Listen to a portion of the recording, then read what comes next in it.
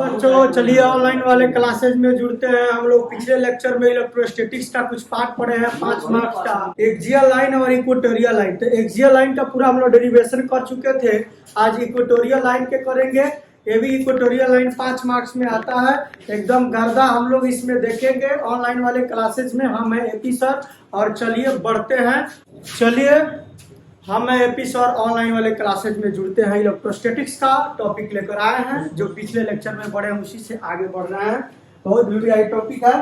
Topic जो है 5 marks का है। इसका हिंदी अगर लिखना है तो लिख सकते हैं लोग। निरक्षीय रेखा के लिए, निरक्षीय रेखा के लिए विद्युत क्षेत्र ज्ञात करें। विद्युत द्विध्रुव आघूर्ण के कारण, विद्युत द्विध्रुव आघूर्ण के कारण। तो चलिए इक्वेटोरियल लाइन होता क्या है, ये पहले सबसे बड़ी चीज है। तो देखिए इसी को इक्वेटोरियल लाइन जो होगा -q से +q लेंगे। क्यों?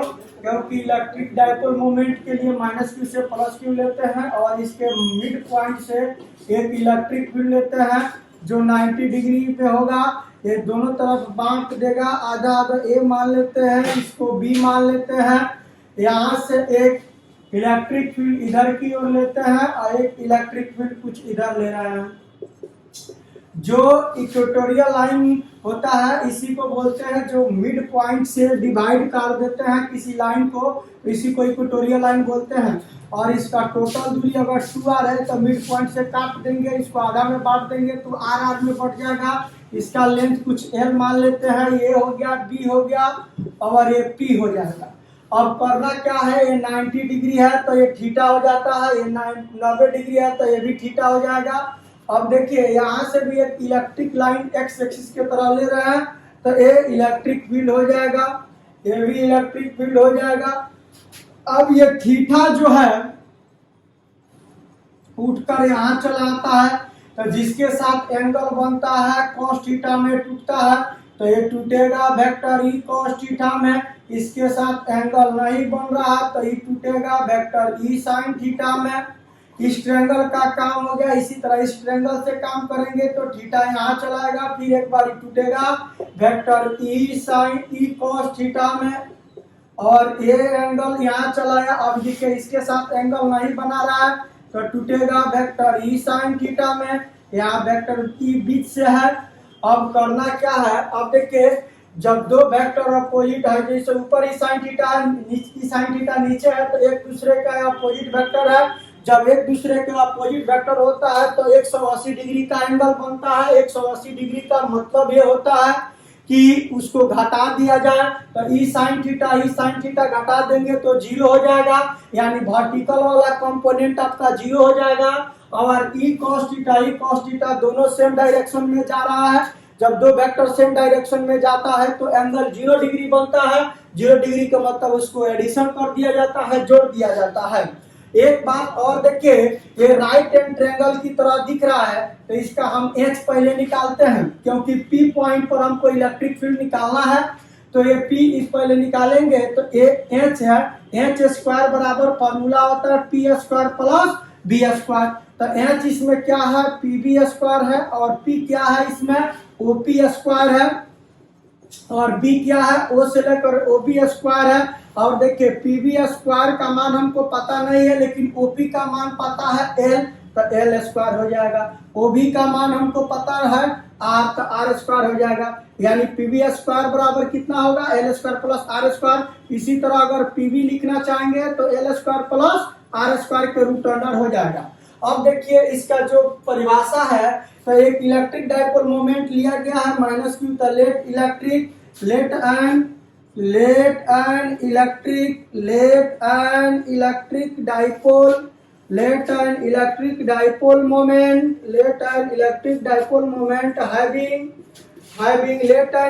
Dipole moment having charge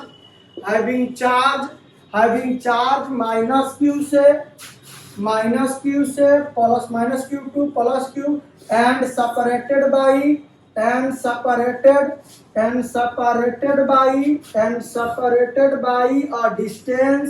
and separated by a distance is 2r। एकरा बीच के दूरी कितना लिया गया है, 2r लिया गया है। चलिए इसका हिंदी लिख लीजिए।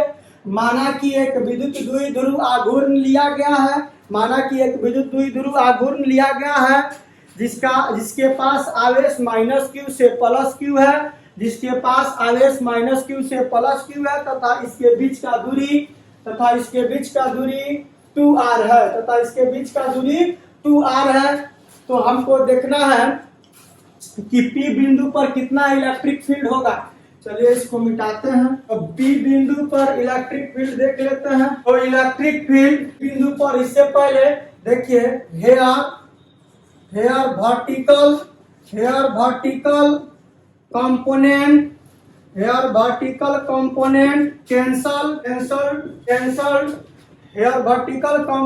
Cancel to each other. कैसे करेगा?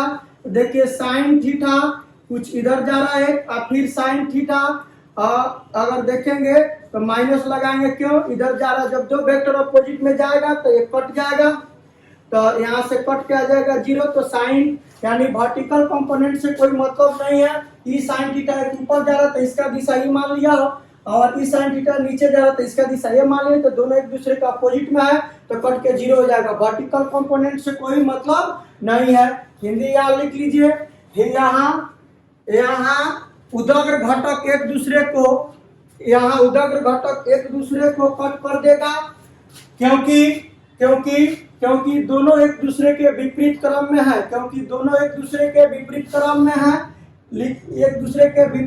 में है, इसीलिए sine theta minus sine theta बराबर 0। अब चलिए हॉरिजॉन्टल के लिए, horizontal component because both component having same direction, sin cos theta का भी डायरेक्शन इधर है, प्लस cos थीटा का भी डायरेक्शन इधर है, यानी ये 2e cos थीटा हो जाएगा। लिख लीजिए हिंदी, क्योंकि देखिए दोनों वेक्टर अगर देखा जाए cos थीटा का दिशा इधर है, इसलिए जुट जाएगा और sin थीटा कट जाता है। तो लिखिए यहाँ क्षैतिज घटक को लिया जाएगा, क्षैतिज घटक को लिया जाएगा,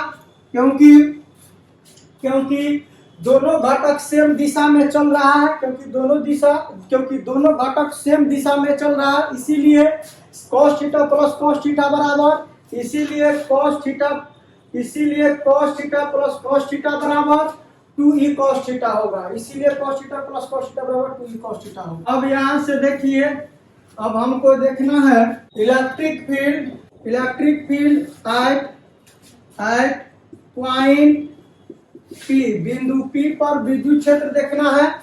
तो देखिए E नेट बराबर हम लेंगे, क्या लेंगे 2e cos थीटा। अब यहाँ से बहुत कॉन्सेप्ट है जो आपका VBI कॉन्सेप्ट जो बता चुके हैं पहले इलेक्ट्रिक फील्ड के लिए। तो देखिए E नेट बराबर 2e cos थीटा। तो पहले इलेक्ट्रिक फील्ड का फॉर्मूला देखिए, 1/4 पाई एप्सिलॉन नॉट q बटा r स्क्वायर होता है। तो यहाँ से हम इलेक्ट्रिक फील्ड के जगह पर इतना रख देंगे, लेकिन इसको थोड़ा मॉडिफाई करते हैं, 1/4 पाई एप्सिलॉन नॉट, और q है तो q, r के जगह पर हम pv लिखना चाह रहे हैं, pv का स्क्वायर। अब कहिएगा तो क्या है? तो देखिए हमको बिंदु P पर निकालना है विद्युत क्षेत्र, तो P से लेकर B के बीच का दूरी हमको पता होना चाहिए, क्योंकि कोई भी इलेक्ट्रिक फील्ड निकालने के लिए अपना दूरी होना पता चाहिए। तो दूरी r है, तो दूरी r को हम pv स्क्वायर में बदल दिए। अब ये cos थीटा का भी मान निकालना होगा, तो ये cos थीटा का भी मान कैसे निकालेंगे? ये देखिए, ये cos थीटा का भी ये ट्रायंगल हम ले रहे हैं, एक यही ट्रायंगल है PO और B, और देखिए ये थीटा है, ये r है, और ये L है, और ये PB है। PB का मान कितना निकाले हैं? PB बराबर निकाले हैं L square plus R square. तो cos थीटा अगर लिखना चाहते हैं तो cos थीटा बराबर B बटा H, तो इस सामने वाला P हो जाएगा, हाई हो जाएगा B, यानी B इसमें R होगा, H इसमें PB होगा, यानी cos थीटा के जगह पर कितना रख सकते हैं? R, और PB के जगह पर L स्क्वायर R स्क्वायर के रूट अंडर रख सकते हैं। अब करना क्या होगा, cos थीटा का मान यहाँ रख देंगे, इलेक्ट्रिक फील्ड का मान रख देंगे, हमारा काम बन जाएगा। इसको नोट थोड़ा साइड में कर लीजिए, पहले ये साइड में नोट करिए और फिगर वगैरह सब नोट करिए और सभी मान को खटाक दे हम यहाँ रख देते हैं, आंसर हमारा आ जाएगा। चलिए नोट कर लीजिए लोग इसको। देखिए यहाँ से ई नेट बराबर 2 इलेक्ट्रिक फील्ड का मान 1/4 पाई एप्सिलॉन नॉट क्यू बटा पीवी स्क्वायर और आर बटा L square plus R square के रूट अंडर cos थीटा का मान। इसका इलेक्ट्रिक फील्ड का ये मान cos थीटा का मान इतना निकाले हैं।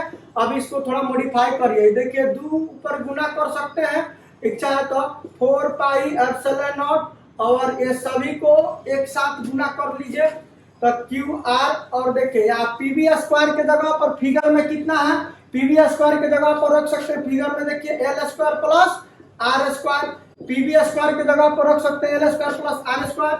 और यहाँ से 1/रूट हटाइएगा तो रूट हटाते हैं तो पावर में चल जाता है, चला तो ये रूट को हटाएंगे तो पावर में कितना चल जाएगा, तो देखिए यहाँ से गुना में 1/एल स्क्वायर प्लस आर स्क्वायर, अगर इसका रूट हटाएंगे तो पावर 1/2 चला जाएगा।